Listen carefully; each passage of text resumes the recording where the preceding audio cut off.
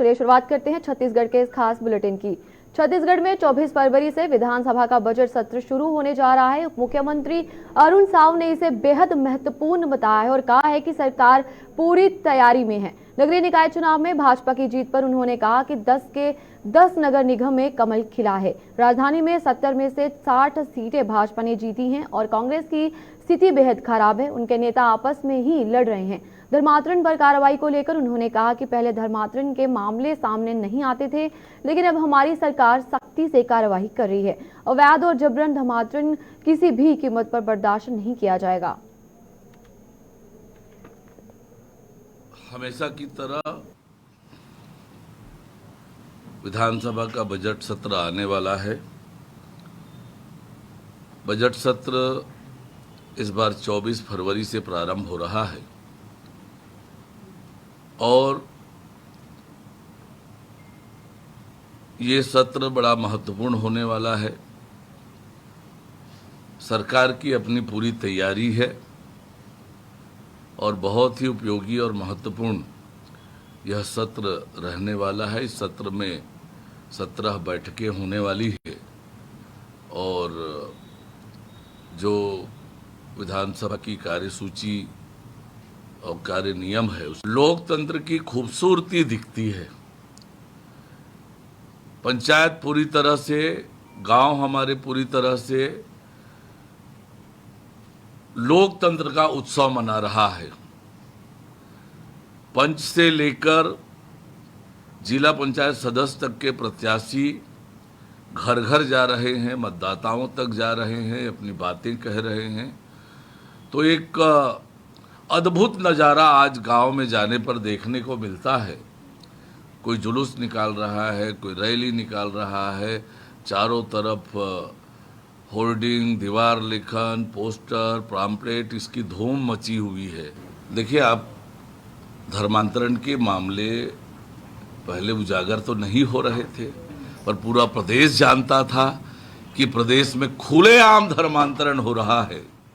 पर आज यदि धर्मांतरण पकड़ा जा रहा है, धर्मांतरण कराने वालों के खिलाफ कार्रवाई हो रही है, यही बताता है कि हमारी सरकार धर्मांतरण को लेकर कितनी गंभीर है। और अवैध धर्मांतरण, दबाव पूर्वक धर्मांतरण, प्रलोभन से धर्मांतरण, ये किसी कीमत पर हमारी सरकार होने नहीं देगी। जहां पर भी इस प्रकार के मामले आएंगे, कठोर कार्यवाही होगी। धमतरी त्रिस्तरीय पंचायत चुनाव के पहले चरण के मतदान के पहले बवाल मच गया है। जिला पंचायत क्रमांक 6 के कांग्रेस समर्थित प्रत्याशी के पति पर साड़ी बांटने का आरोप लगा है। देर रात ग्रामीणों ने ग्राम गुजरा में रंगे हाथों पकड़ा। बता दें कि प्रत्याशी पति कार में साड़ी भरकर गांव पहुंचा था। सूचना पर ग्रामीणों ने घेरा और बवाल काटा। कुछ देर बाद पुलिस पहुंची और गाड़ी सहित साड़ी जब्त किया। मामले में जिला कलेक्टर ने कहा कि जो कल रात हंगामा हुआ है वो एमएमसी के तहत वायलेंस में आता है, जिस पर एफआईआर होगी और जो भी कानून के तहत वैधानिक कार्रवाई हो वो किया जाएगा। जो मामला था वो एमसीसी के वायलेशन का था और उसमें एफआईआर हो चुकी है। कोई जब्ती वगैरह बनी? मैम, जब्ती बनी है, थाने में रखी हुई है और एफआईआर भी हो चुकी है। जो प्रत्याशी होंगे परिवार के ही आदमी, क्या प्रत्याशियों पर एफआईआर होगी?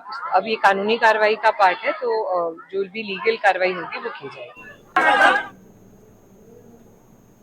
त्रिस्तरीय पंचायत चुनाव के मतदान निर्धारित समय से शुरू हो गए हैं, जो शांतिपूर्वक से संचालित हो रहे हैं। जिला कलेक्टर राहुल देव ने भी अब आदर्श मतदान केंद्र कर ही में अपने मताधिकार का प्रयोग किया है। बता दें कि मुंगेली पंचायत क्षेत्र अंतर्गत कुल 124 ग्राम पंचायत है, जिनमें 351 मतदान केंद्र बनाए गए हैं।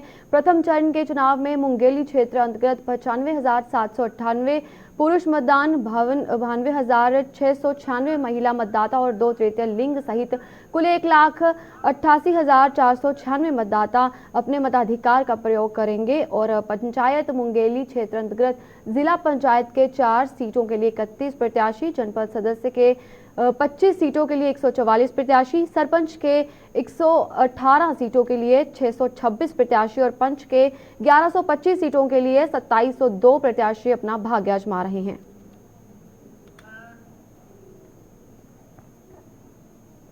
प्रदेश में चुनावी दौर जारी है और अब जिला पंचायत सहित ग्राम पंचायत चुनाव परवान में है। नगरीय निकाय चुनाव के परिणाम घोषित होते ही अब जिला पंचायत के उम्मीदवार अपने अपने प्रचार प्रसार तेज कर दिए हैं। बता दें कि इसी कड़ी में बलौदाबाजार जिला के क्षेत्र क्रमांक 15 के प्रत्याशी सिया छोटेलाल साहू, जिनका चुनाव चिन्ह गाड़ी छाप है, और क्षेत्र क्रमांक 18 में उषा गौरेलाल साहू, जिनका चुनाव चिन्ह रेडियो छाप है। दोनों ही प्रत्याशी को क्षेत्र वासियों का जमकर समर्थन मिलता देखा जा सकता है। दोनों ही प्रत्याशी के पतियों की बात करें तो दोनों सगे भाई हैं। बड़े भाई गौरेलाल साहू की बात करें तो लगभग 30 साल से क्षेत्रीय सक्रिय नेता रहते जनता के बीच रहे, कभी सरपंच तो कभी जिला पंचायत सदस्य बन चुके हैं। मोर नाम गौरेलाल साहू है। अब सबसे पहले आप सबके दोनों हाथ जोड़ के प्रणाम है। मोर 18 है, जिला पंचायत क्षेत्र क्रमांक 18 है। 18 से मैं अपन 22 सदस्य के लिए नामांकन डलवाए हम, जिमा 12 नंबर में कर चिन्ह है मैं रेडियो छाप, और जनता के मांग के अनुसार मैं खड़ा करवाए हम।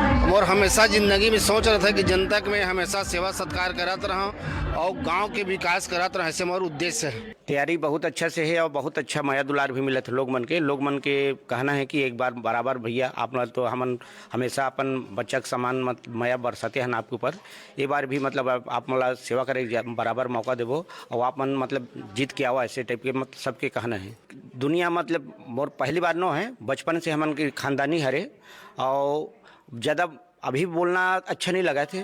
पब्लिक मन ला खुदे समझ मिल जाही कि हमन काय कर सकते हैं नहीं कर सकते। हमन का हमेशा मुद्दा वही रहते कि मतलब एक दूसर की जो भी कमी बेसी वो पूरा कर सकी, या कुछ बन के आते हैं तो हमन मतलब जो गांव में भी जो भी कमी है, सड़क नाली बिजली पानी जो भी समस्या है वो हम सफल कर सकी।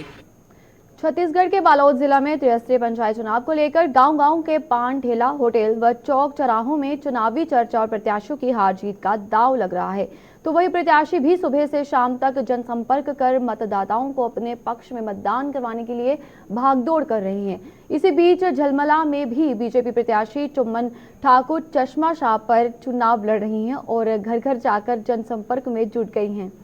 बालोद ब्लॉक में बता दें कि आरक्षण ने इस बार उथल पुथल मचा दिया है। आरक्षण के चलते कई दिग्गजों के सपने भी टूटे हैं। कुर्सी पाने के लिए प्रत्याशियों में घमासान मचा हुआ है। चुनाव चिन्ह के साथ कई प्रत्याशी मैदान में अपनी किस्मत आजमा रहे हैं। हमारे गांव में जो भी सरपंच बने हैं विकास के लिए बने हैं। मेरे को उम्मीद है कि चुम्बन ठाकुर जो भी सरपंच के प्रत्याशी हैं भारतीय जनता पार्टी के अधिकृत हैं, और मेरा पूरा भी भरोसा है कि विकास और सर्वांगीण विकास के लिए काम करेंगी। और इसलिए मैं चाहूंगा कि सब जनता उसके साथ हैं और सब मिल के ऐसे सरपंच को चुने जो विकास के लिए, और हम सब विकास के लिए ही सरपंच प्रत्याशी खड़े किए हैं और वादा करते हैं कि हमारी सरपंच अगर बनती है तो सर्वांगीण विकास के लिए हम हमेशा तत्पर रहेंगे। सरपंच प्रत्याशी चुम्मन ठाकुर गांव के मूलभूत समस्या का समाधान करूंगी और केंद्र एवं राज्य सरकार के योजनाओं को गांव के अंतिम व्यक्तिगत पहुंचाऊंगी। पानी, बिजली, मकान, जल नल और एसीसी रोड, जो भी सरकार के जो भी योजना है लाभ है ना, बिल्कुल गांव तक पहुंचाऊंगी। चलिए, छत्तीसगढ़ के इस खास बुलेटिन में फिलहाल इतना ही। मुझे दीजिए इजाजत। नमस्कार।